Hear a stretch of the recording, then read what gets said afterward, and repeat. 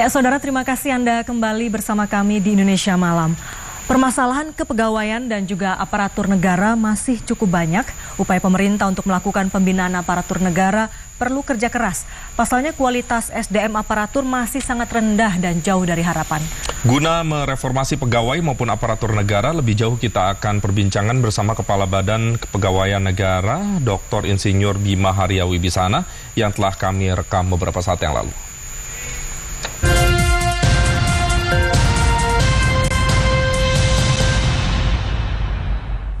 Saudara, salam jumpa. Saya Imam Priyono. Saat ini saya berada di kantor atau di ruang utama dari Kepala Badan Kepegawaian Negara, dan kesempatan kali ini saya beruntung untuk dapat mewawancarai Kepala Badan Kepegawaian Negara. Bersama saya ada Bapak Dr. Bima Haria Wibisana. Kita akan berbicara lebih jauh bagaimana sesungguhnya reformasi mengenai kepegawaian dilakukan oleh pemerintahan saat ini. Dan langsung saja kita sapa Pak Bima. Terima kasih sudah bersama kami. Terima kasih. Apa kabar, Pak? Baik. Baik.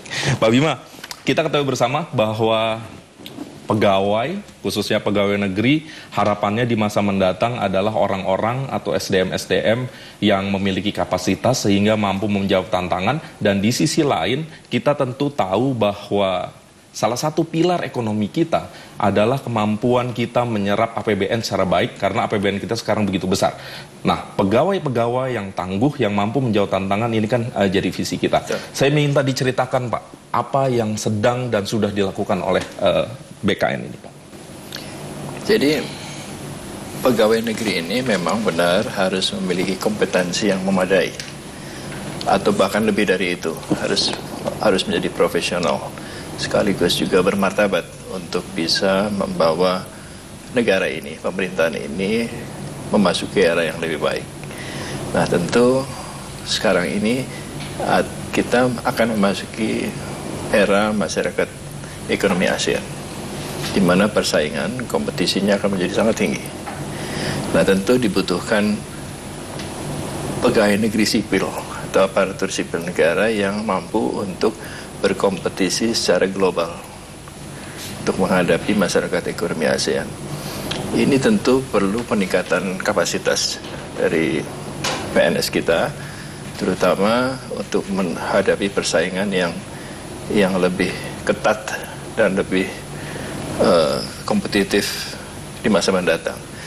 Tapi di samping itu, mereka ini juga harus memiliki kapasitas untuk membawa perubahan di dalam negeri.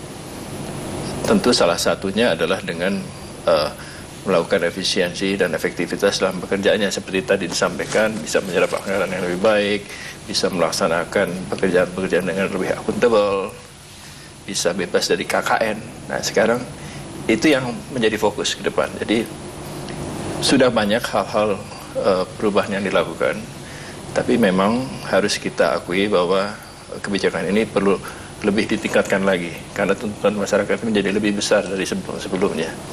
Ini juga untuk bisa mengejar ketertinggalan Indonesia dalam konteks internasional. Dalam konteks ASEAN saja, kita masih berada di bawah negara-negara sahabat seperti Singapura, Malaysia, Thailand, dan Filipina. Itu juga harus kita kejar supaya kita bisa menempatkan atau membawa Indonesia pada tingkat persaingan yang lebih baik. Pak Kepala, bagaimana kita meyakinkan orang-orang terbaik bangsa ini untuk mau menjadi pegawai negeri? Karena tentu kita ketahui, negara-negara tetangga kita yang ekonominya lebih maju, kehidupannya lebih maju, itu pemerintahnya diisi memang oleh lulusan-lulusan terbaik dan misalnya dalam tanda petik dihargai dengan harga-harga yang terbaik. Apakah kita juga mengarah ke sana, Pak? Itu memang sedang dilakukan. Jadi kita membangun suatu sistem kompetisi yang adil dan sehat untuk memasuki atau menjadi seorang calon pegawai negeri sipil. Jadi tidak peduli dia anak siapa, tidak peduli dari golongan sosial atau strata ekonomi yang seperti apa. Kalau dia terbaik, maka dia bisa secara adil bertanding, berkompetisi untuk menjadi calon pegawai negeri sipil. Ya. Tapi itu saja tentu tidak cukup. Jadi perlu juga konsistensi dari kebijakan pemerintah yang memberikan image kepada masyarakat bahwa pemerintah akan terus berubah. Ini yang akan menjadi daya tarik bagi generasi muda untuk masuk dan membantu perubahan-perubahan itu. Jadi ada dua hal. Yang pertama adalah sistem rekrutmen yang baik untuk menjamin bahwa yang terbaiklah yang bisa masuk. Talent management ya Pak. Kenapa? Talent management. Jadi dengan sistem rekrutmen itu kita menginginkan orang-orang yang terbaik yang masuk. Tidak hanya dengan sistem kompetisi yang terbuka, tapi juga ada formasi-formasi khusus bagi lulusan perguruan tinggi yang terbaik, yang cum laude dari perguruan tinggi dengan akreditasi yang A, itu kita berikan invitation, undangan untuk menjadi PNS. Nah itu sudah kita lakukan tahun lalu. Sudah kita lakukan. Nah tentu untuk menjaga mereka tetap di dalam, kita perlu memberikan insentif yang memadai. Karena persaingannya dengan di dunia luar, insentifnya mereka berikan lebih baik, gitu kan? Jadi kalau tidak kita berikan dengan level yang setara untuk PNS, mereka akan keluar. Jadi untuk retensi kita harus memberikan kesejahteraan yang lebih baik dibandingkan yang sekarang. Nah, itu yang akan menjaga orang-orang terbaik ini tetap berada di dalam sistem. Dan secara paripurna, kalau saya tidak salah juga mereka akan memiliki jenjang karir yang tidak biasa atau dalam tanda petik seperti yang lalu. Kalau mereka kompeten, mereka akan sangat memungkinkan masuk ke jenjang-jenjang yang tinggi begitu Pak. Itu sangat terbuka lebar dengan undang-undang yang baru. Undang-undang nomor 5 tahun 2014 tentang aparatur sipil negara. Dalam undang-undang yang baru itu, merit system sangat ditekankan. Jadi siapa yang bisa memiliki performance atau kinerja yang lebih baik, tentu dia akan dipilih.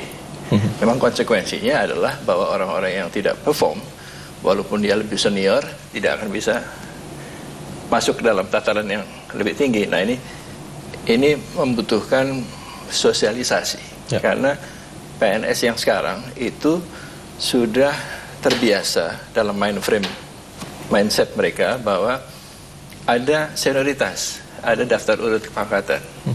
Kalau sistem merit ini diterapkan, maka kemudian daftar urut kepangkatan ini menjadi tidak relevan lagi.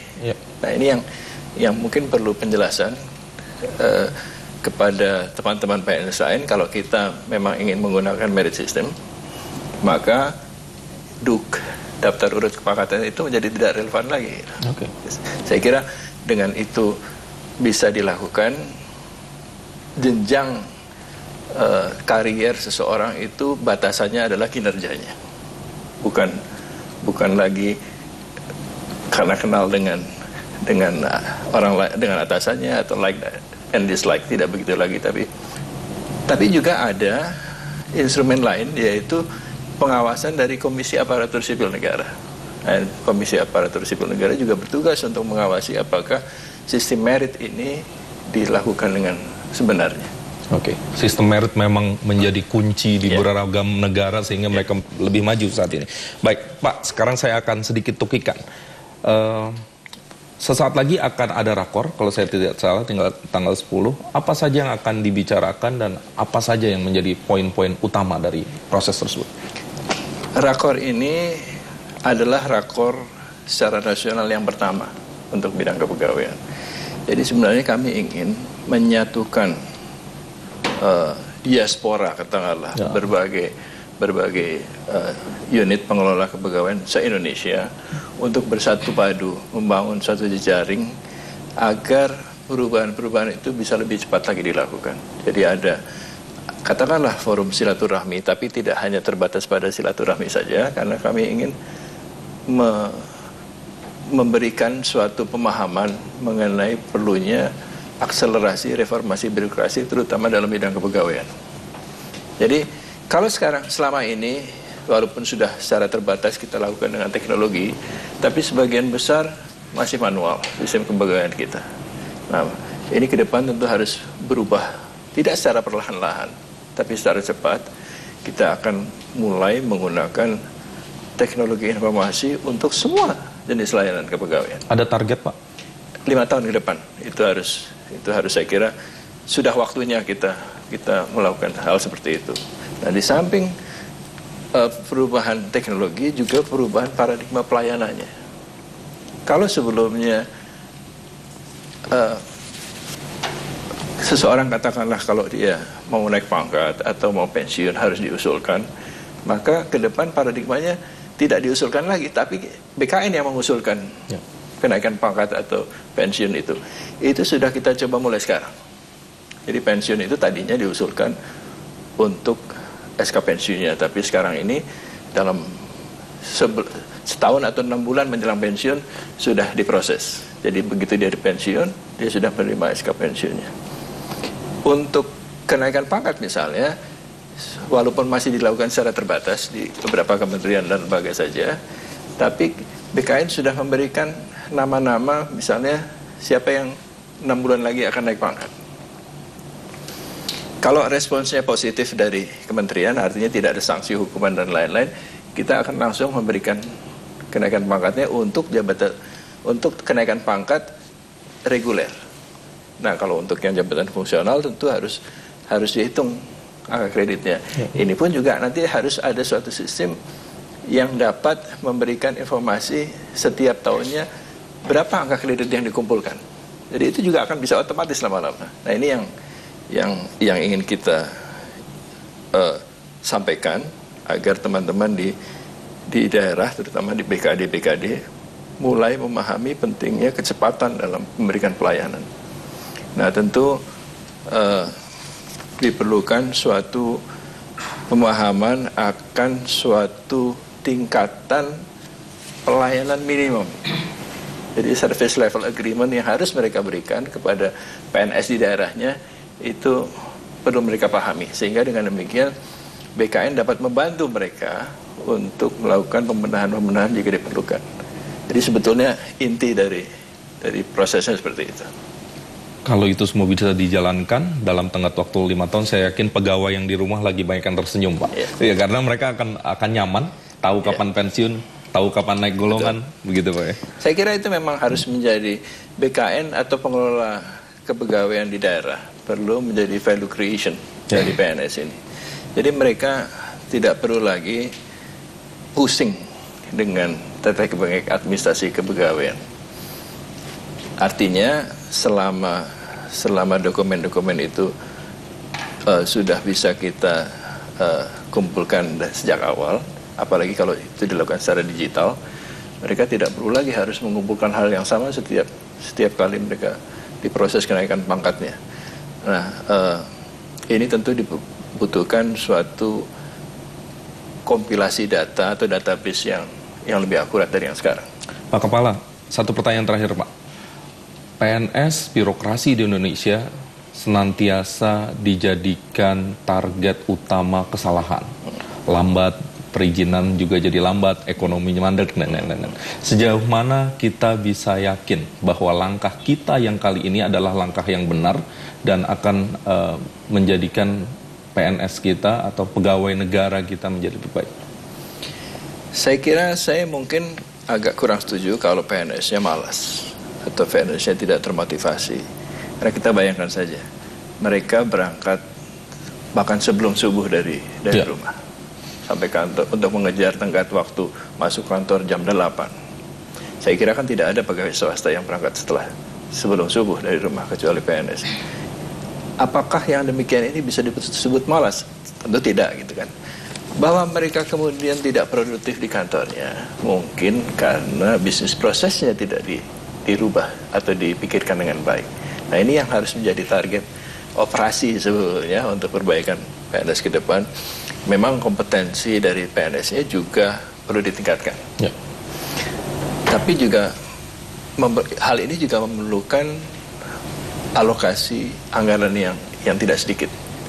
Jadi harus dipikirkan cara-cara bagaimana memberikan kemampuan kompetensi kepada para birokrat itu dengan cara yang paling efektif dan efisien. Jadi tentu kita tidak ingin PNS ini tidak memiliki diklat-diklat tambahan apapun. Tapi tentu zaman sekarang kan banyak sekali modelnya. Tidak harus konvensional, tapi juga bisa dilakukan secara secara elektronik, e-learning. Jadi itu perlu mulai kita perkenalkan untuk lebih mempercepat, lebih menggulirkan reformasi birokrasi dengan cara-cara yang lebih kekinian. Gitu. Pak Bima, sayang sekali waktunya terbatas, tetapi senang sekali mendengar jawaban-jawaban Bapak yang begitu berimbang. Tentu pegawai yang di rumah bisa tersenyum karena tidak hanya menyalahkan pegawai yang produktivitasnya dianggap lemah, tetapi sesungguhnya perubahan sistem itu juga akan dikerjakan oleh pemerintah. Pak Bima, terima kasih sudah bersama kami. Dan saudara, demikian tadi wawancara singkat kami dengan Kepala Badan Kepegawaian Negara, Bapak Dr. Bima Haria Wibisana. Dan semoga bermanfaat, kita kembali ke acara selanjutnya.